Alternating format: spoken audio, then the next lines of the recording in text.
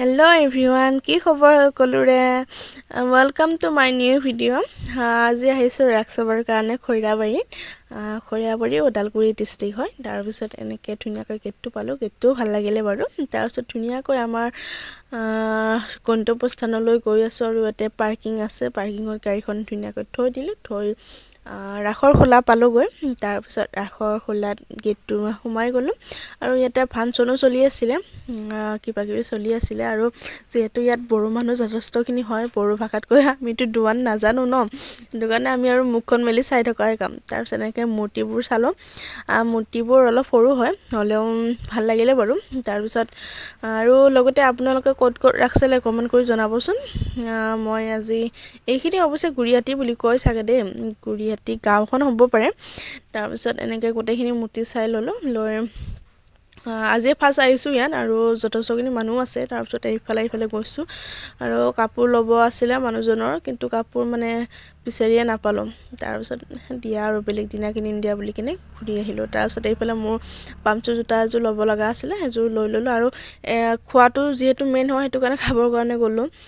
হোটেলত যাই কিনে মানুহজনে অৰ্ডাৰ দিলে চিকেন চাওমিন। তাৰপিছত চাওমিনো আহি পালে।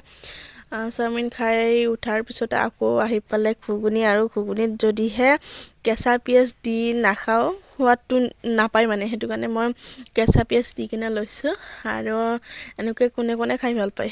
তাৰপিছত আকৌ ঘুগুনিটো কিন্তু ধুনীয়া হৈছিলে। আৰু ইফালে মীনা বজাৰ আছিলে। মীনা বজাৰতো আমি উঠিবৰ কাৰণে আমাৰ ক্ষমতা নাই, যিটোহে দাম, সেইটো কাৰণে দূৰৰ পৰা নমস্কাৰ কৰিছোঁ আৰু চাই কেনে ঘূৰি আহিছোঁ। আৰু যিহেতু ৰাস চাই যাম আৰু যদি ঘৰলৈ কিবা এটা নিনিওঁ সেইটো ভাল কথা নহ'ব, সেইটো কাৰণে খুৰমা, কাটা নিমকি, জিলাপি এনেকৈ ঘৰৰ কাৰণে ল'লোঁ।